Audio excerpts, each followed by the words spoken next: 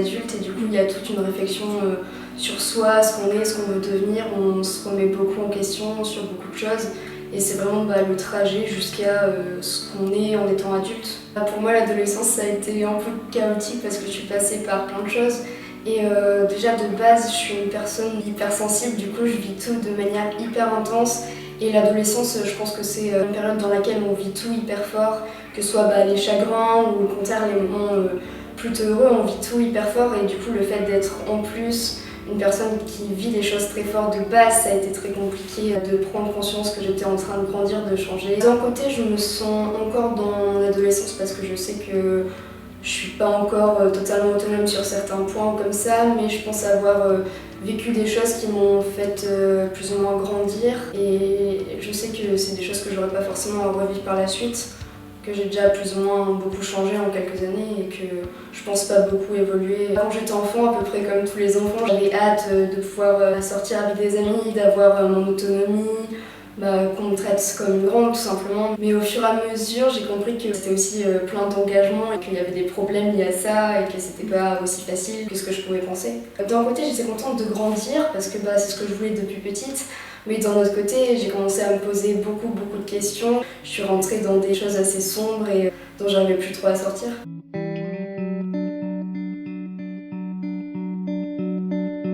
J'ai commencé à me poser des questions sur ce que j'étais, sur ce que j'allais devenir. Et du coup, il y a eu un questionnement hyper sombre autour justement de moi, de ce que je pensais être, de ma vision de mon corps, de ma personne, tout ça. Mais ça a été aussi un peu dérangé par des personnes de mon entourage qui n'étaient pas forcément bénéfiques pour moi. Et je me rendais pas compte, c'était des relations toxiques et ça m'a encore plus enfermée dans une espèce de spirale. Je suis tombée dans une dépression il y a moins de 4 ans. Et du coup, c'était, j'étais vide du matin jusqu'au soir en fait, j'étais plus rien. Je ressentais plus rien, ou alors je ressentais que des choses hyper sombres, où justement je ressentais, j'avais envie de me faire du mal, des choses comme ça, mais sinon j'étais vide, c'est-à-dire que mes journées, je rentrais du collège, je m'allongeais par terre, je regardais le plafond et je bougeais pas. J'étais capable de rien, même prendre une douche, c'était compliqué. Même des années après, je sais pas trop ce qui a déclenché tout ça. J'imagine que c'était le fait de côtoyer certaines personnes qui étaient pas bonnes pour moi, plus le fait, comme je disais, de me poser beaucoup trop de questions, que j'arrivais jamais à mettre mon cerveau sur off, du coup c'était compliqué, je pensais toujours en permanence. Sinon je sais pas trop, il n'y a pas eu d'élément déclencheur qui a fait que je suis rentrée là-dedans. Ça a créé beaucoup de choses autour, du mal-être, de l'automutilation ou de l'autodestruction, des choses comme ça, et aussi des troubles alimentaires. Et du coup, j'avais beau des fois aller bien profiter de mes amis, tout ça, c'était toujours compliqué. Et j'étais toujours, il y avait toujours toutes ces parties en moi, toutes ces choses qui étaient en moi qui ressortaient tout le temps, et j'étais incapable de m'en séparer. Mon entourage au début, il voyait pas grand-chose, que ce soit justement le fait que j'étais mal parce que je cherchais à tout prix à le camoufler pour pas inquiéter, pour faire croire que j'allais bien. Donc même au collège, je faisais que sourire, je semblais totalement normale alors qu'en fait ça allait pas du tout. Mais du coup j'ai cherché à le cacher dans un premier temps, comme pour les troubles alimentaires aussi, puis au bout d'un moment ça s'est vu, ça s'est vu que je me faisais du mal, ça s'est vu que je perdais beaucoup de poids, que j'avais pas une alimentation qui était normale, ni un rapport à mon image qui était normale.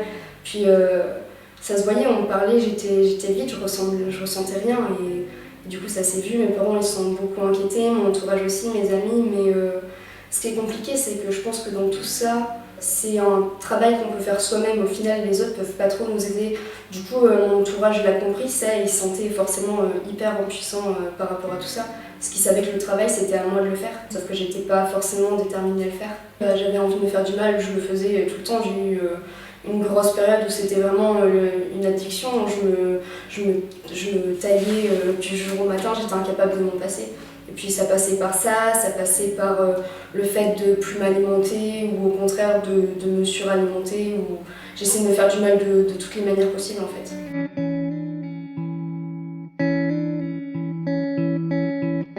Suite à toute cette dépression et tout, il y a eu un moment où j'ai pété un câble et je voulais plus vivre, et du coup j'ai fait ma première tentative de suicide, donc c'était il y a plus de 3 ans. Et j'avais beaucoup de mal à me dire que ce que j'avais fait c'était mal, que je méritais encore de vivre, qu'il y avait plein de choses qui m'attendaient.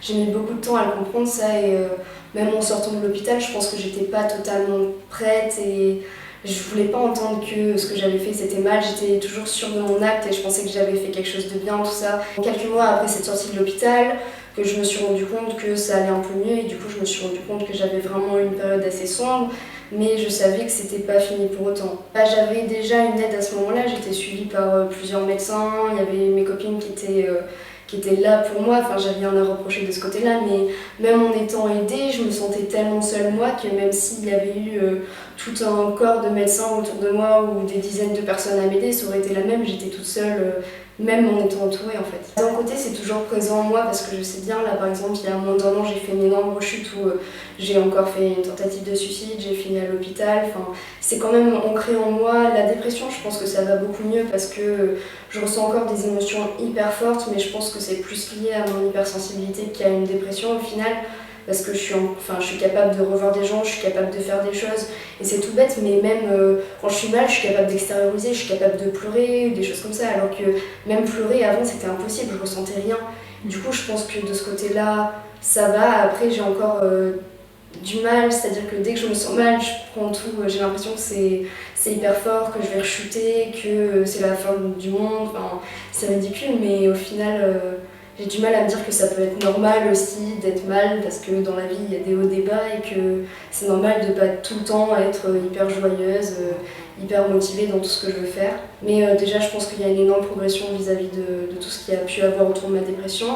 Et ensuite les troubles alimentaires c'est encore autre chose. Je pense que c'est très dur d'en sortir, on reste toujours plus ou moins attaché à ça, il y a toujours des choses qui restent plus ou moins toute la vie, enfin ça dépend des personnes, il y a des personnes qui arrivent à s'en sortir totalement, mais moi je sais qu'au moindre moment où ça va pas trop, j'ai tendance à faire des grosses rechutes là-dedans et je sais que pour le coup j'ai fait d'énormes progrès vis-à-vis de ça, mais c'est pas encore fini. J'ai commencé avec ma dépression à avoir une mauvaise image de mon corps, je me voyais énorme et du coup j'ai voulu commencer à réduire un peu la nourriture parce que plein de personnes autour de moi voulaient perdre du poids, faire des régimes, ce qui était plus ou moins ridicule parce qu'à l'adolescence on n'est pas censé faire des régimes, c'est pas forcément bon. Du coup j'ai commencé à rentrer dans un espèce de cercle où je mangeais peut-être qu'un repas par jour. Et à côté de ça, le week-end quand je rentrais chez moi, je faisais des espèces de crises où je mangeais tout ce qui me passait sous la main et je compensais avec des heures de sport. Je prenais des médicaments, des diurétiques, des laxatifs, toutes sortes de choses qui me pouvaient permettre de perdre du poids. Ensuite, en 2018 il me semble, donc un an après que tout ça se soit installé, c'était une routine, mais pour moi c'était compliqué, mais en même temps j'avais une certaine stabilité puisque entre mes crises où je mangeais plus ou moins n'importe quoi et le fait que je m'affamais la semaine, j'avais plutôt un poids stable. Donc mon entourage ne s'inquiétait pas trop. Et moi non plus, je me sentais pas légitime de parler de troubles alimentaires ou quoi que ce soit parce que pour moi j'avais un poids normal, j'étais pas en danger ni quoi que ce soit. Ensuite, du coup, un an après toute cette routine, entre guillemets, je suis partie en vacances, ça s'est très mal passé avec des personnes de mon entourage. Et du coup, j'ai commencé à perdre du poids sans arrêt. J'ai perdu plus de 10 kilos en quelques semaines. Et je mangeais plus rien, vraiment j'étais incapable de manger des fruits. J'avais enlevé totalement mon alimentation, des catégories d'éléments. Je ne me nourrissais que de salade, de concombres, de tomates, mais rien d'autre en fait. Et je faisais encore du sport tout le temps, mais c'était entre 2 et 5 heures tous les jours, toute la nuit. Je prenais toujours des médicaments pour perdre du poids. Et en fait, je me suis retrouvée à un stade où j'étais plus capable de faire rien parce que j'étais trop dénutrie. Et du coup, j'étais dans mon lit toute la journée. Je me levais pour faire du sport la nuit parce que sinon c'était compliqué, les gens me laissaient plus trop faire du sport. Mais j'étais plus capable de rien. Pareil, je sais que ma petite sœur essayait de me parler à ce moment-là, qu'on partage des choses ensemble, mais j'étais aussi vide que quand j'étais en dépression au final parce que j'étais pas nourrie et du coup j'étais incapable de rien faire. J'avais plus mes règles, je perdais mes cheveux, c'était vraiment compliqué. Puis quand je suis rentrée chez moi, chez mes parents, ils ont vu que j'avais vraiment chuté. Ils m'ont menacé de m'hospitaliser et j'avais déjà été hospitalisée, j'avais pas du tout envie d'y retourner parce que c'est quand même quelque chose qui m'a plus ou moins traumatisée. J'ai eu un espèce de déclic où je me suis dit j'ai pas envie de retourner à l'hôpital, j'ai pas envie de perdre encore tellement de choses parce que c'est quand même une maladie, tout ce qui est anorexie, boulimie, tout ça c'est des troubles qui cassent totalement tous les liens relationnels en fait. Au-delà du fait que ce soit malsain au niveau de la relation qu'on a avec la nourriture, Niveau relationnel aussi c'est compliqué, enfin, je sais que pour ma part j'étais incapable d'aller manger avec des amis, d'aller manger même avec mes parents, c'était compliqué. Donc je me suis dit que je voulais pas que ça devienne aussi compliqué. Du coup j'ai commencé à remanger un peu, j'ai été suivie par une diététicienne et j'ai repris du poids, mais j'ai toujours des pensées autour de ça qui sont compliquées et je repère du poids dès que ça va pas, ça se voit directement en fait. J'ai été hospitalisée il y a 3 ans, donc après ma première tentative de suicide. Donc c'était compliqué d'être loin de ma famille. Je suis restée qu'à peu près un mois, mais pour moi c'était super long. C'était vraiment une atmosphère qui était étrange parce qu'il y avait des gens autour de moi qui allaient aussi mal que moi au final, voire pire.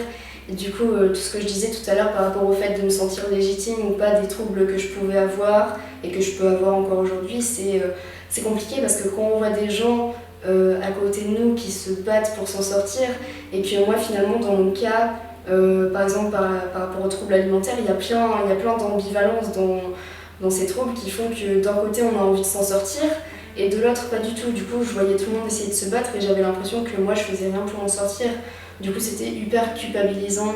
Puis j'ai vu aussi des choses que j'aurais pas forcément voulu voir.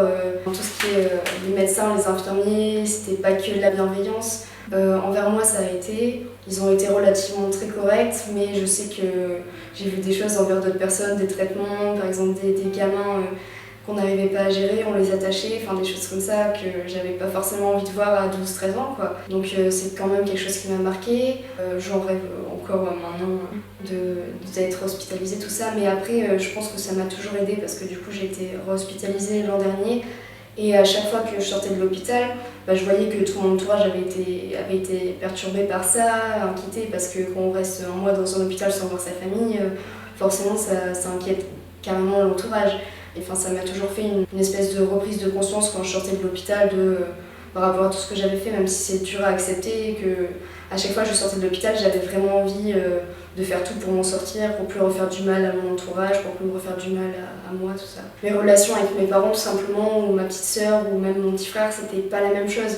Et que j'avais beau faire tous les efforts pour paraître, entre guillemets, normale, pour essayer de cacher un peu les problèmes que je pouvais avoir, mes relations, elles avaient changé avec ma famille parce qu'ils me faisaient plus confiance. Ils avaient tout le temps peur de me gronder ou de me faire des réflexions parce qu'ils avaient peur que je me fasse du mal. Donc je suis rentrée dans une espèce de bulle où j'étais surprotégée, mais je pense que c'est une réaction normale. Forcément, mes parents étaient inquiets, tout mon entourage était inquiet, mais c'était pas bon pour moi non plus parce que je me sentais surveillée tout le temps. Et en même temps, si j'étais pas surveillée, j'avais plus tendance à faire des bêtises ou à me faire du mal ou comme ça.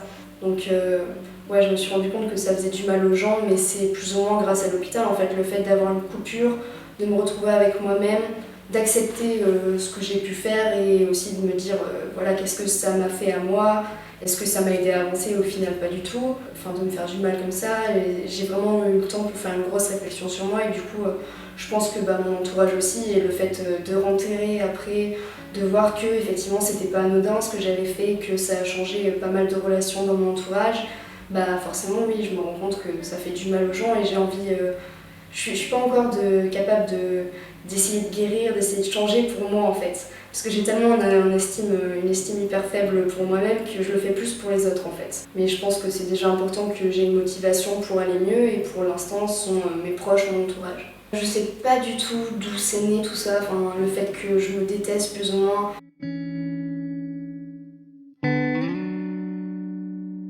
En primaire, j'ai subi plus ou moins du harcèlement, je sais pas si c'est allé à ce point-là, mais je me sentais totalement en décalage avec les gens en fait, parce que déjà j'ai un monde d'avance, comme je disais, je ressens tout hyper fort et du coup il y avait vraiment un décalage entre les gens de mon âge et moi.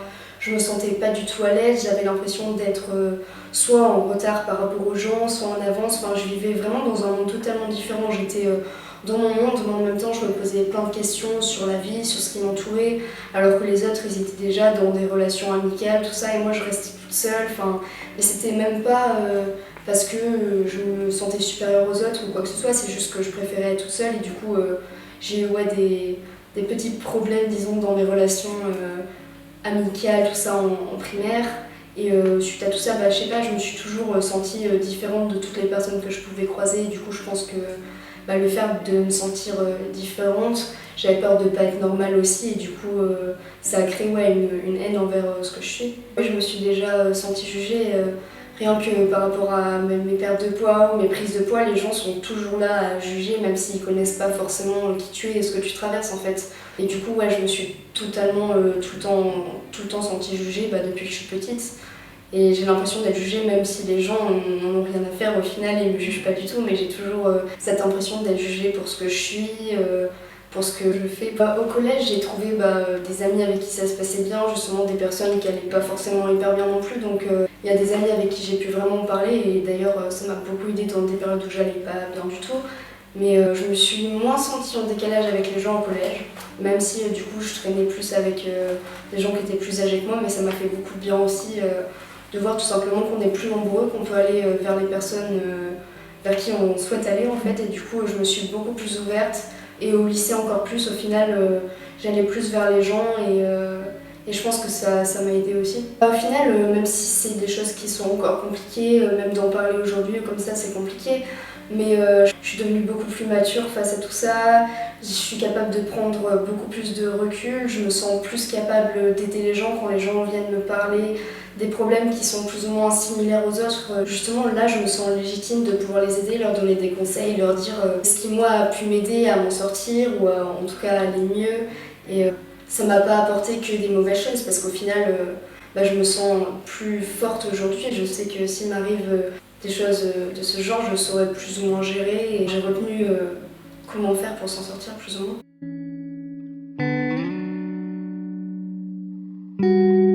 J'aurais aimé qu'on ne sous-estime pas, parce que je sais que quand j'ai commencé à être suivie, tout ça, on m'a direct dit oui mais c'est qu'une crise d'adolescence, tout ça, ça va passer. Et je pense que le fait de minimiser tout ça, au contraire, ça a pris des proportions que ça aurait peut-être jamais prises. Parce qu'en fait je me disais ok, c'est peut-être juste une crise d'ado, sauf que je savais très bien au final que c'était beaucoup plus que ça. Et le fait de vouloir à tout prix tout minimiser, pour moi ça a fait l'inverse. Du coup, je pense que j'aurais aimé être prise au sérieux dès que j'en ai parlé, que ce soit mon entourage l'a plutôt prise au sérieux, mais que ce soit par rapport aux médecins, aux psychologues, aux personnes qui ont pu me suivre, j'aurais aimé être prise au sérieux dès le départ, avoir un suivi, ne serait-ce qu'au niveau de la nourriture aussi, qu'on m'expliquait voilà, c'est normal, c'est des troubles alimentaires, t'as pas à te sentir coupable d'avoir ces réactions, c'est normal, c'est pathologique, c'est pas toi qui fais tout pour t'enfoncer là-dedans, qu'on te juge, ou je sais pas, j'aurais aimé avoir des gens qui me rassurent de ce côté-là. Et mon entourage l'a fait, mais j'aurais aimé avoir des gens, en tout cas au niveau professionnel, qui aient pu me dire des choses que j'aurais aimé entendre. Déjà, pour mes années à venir, j'aimerais avoir une relation plus saine avec la nourriture, même si j'ai déjà beaucoup avancé, mais j'aimerais pouvoir être libre de manger ce que je veux sans culpabiliser ou sans souffrir de ce que je mange ou avoir une image plus positive vis-à-vis de mon corps. J'aimerais plus m'accepter, mais après j'espère garder la maturité que j'ai eue grâce à tout ça, être toujours capable de prendre du recul face à ce qui m'arrive. Plus ça va, plus je comprends déjà par rapport aux troubles alimentaires. Après c'est toujours compliqué parce qu'on a plein d'idées, on est plein de bonne volonté et quand on est dans une phase de rechute, on oublie plus ou moins tout ça, mais déjà j'arrive à plus ou moins me dire que je suis pas qu'un corps, que je suis pas qu'un poids et que je fasse 30 kg de plus ou 10 kg de moins, au final je serai toujours la même personne, si ce n'est que j'aurai moins ou plus d'énergie pour faire des choses que j'aime. Au final, je serai toujours la même personne et j'ai envie de me construire plus au niveau de mes qualités, de me développer personnellement et au lieu de garder toujours cette obsession vis-à-vis de mon poids, de mon apparence. Oui, forcément, déjà quand j'étais au collège, je faisais beaucoup de sport parce que j'adorais ça. Du coup, j'étais plutôt fine, mais j'avais quand même des épaules, j'étais assez musclée et quand je voyais les filles autour de moi, qui intéressait les garçons ou des choses comme ça, c'était pas du tout la même chose que ce que moi j'étais ou ce que je pensais que j'étais au final. Et du coup, c'est vrai que j'ai vraiment senti, puis après quand j'ai eu les réseaux sociaux ou des choses comme ça, je me suis vraiment retrouvée à me dire en fait c'est ça l'image de la beauté, ça me ressemble pas quoi. Et du coup c'est vrai que je me suis carrément laissée influencer par tous les critères qu'on nous impose plus ou moins qui définissent la beauté en fait. Je pense que c'est parce que j'étais pas assez sûre de moi à l'époque et que du coup je savais que par mon caractère et parce que j'étais, j'avais l'impression de pouvoir intéresser personne. Je pense que j'imaginais pas ça comme ça, mais qu'inconsciemment je me disais au moins essaie de ressembler à celle que tu veux être physiquement, puisque de toute manière, t'intéresseras pas grand monde par ce que t'es vraiment. Alors qu'au final, je pense que c'était plus important que je me développe justement sur ce que je voulais être au niveau de ma personnalité plutôt que de mon corps.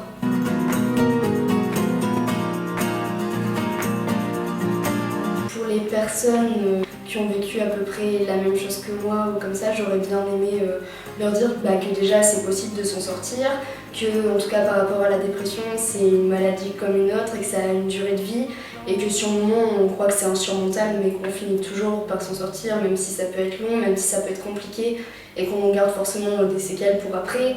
Mais c'est possible de s'en sortir. Après, le piège, c'est de s'isoler, de rester dans son mal-être où on n'est plus capable de rien faire, de plus vouloir faire des gens, et c'est vraiment le piège. Et c'est un peu pareil pour les troubles alimentaires. D'ailleurs, faut vraiment pas s'isoler, il faut continuer à en parler, même si on a peur d'embêter nos proches, même si on a peur de faire du mal à notre entourage. Faut vraiment pas rester seul. Faut chercher à s'occuper parce que ça aussi, c'est dès qu'on commence à lâcher un peu, à se retrouver à rien faire, on rentre direct dans une spirale et c'est impossible de se remettre à faire des choses. Il faut se pousser un peu, après forcément il y a toute une dimension pathologique aussi, donc ce serait trop facile de dire faut se bouger, il n'y a pas que ça. Et les personnes qui disent ça d'ailleurs, oui tu fais exprès, il faut se bouger, non. Non, c'est prouvé que c'est aussi considéré comme des troubles, des maladies et que c'est pas que notre motivation qui va tout changer. Mais c'est sûr que c'est plus facile. Déjà quand on est suivi, pour le coup, moi j'avais eu des traitements au niveau de la dépression. Et je pense que c'est vraiment une prise en charge qu'il faut avoir à plusieurs niveaux. Enfin, je pense que j'aurais pas pu m'en sortir sans médicaments par exemple. Mais je pense qu'avec des médicaments, mais sans la motivation que j'ai eue de vouloir revoir des gens, de vouloir m'éloigner des personnes qui étaient toxiques pour moi, de vouloir faire des choses, me pousser à ressortir tout ça, je m'en serais pas sortie non plus. I wanna see the stars collide. I wanna see the burning sky inside.